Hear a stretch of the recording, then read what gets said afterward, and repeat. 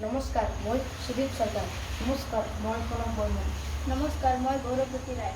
আমি কোকৰাঝাৰ চৰকাৰী উচ্চতৰ মাধ্যমিক আৰু বহুমুখী বিদ্যালয়ৰ ছাত্ৰ। আমি অষ্টম শ্ৰেণীৰ ছাত্ৰ। আমি বিকশিত ভাৰত বিল্ডাথন 2025-ৰ বাবে থিমৰ পানী কেটাগৰী অন্তৰ্গত এটা মডেল সাজিছোঁ।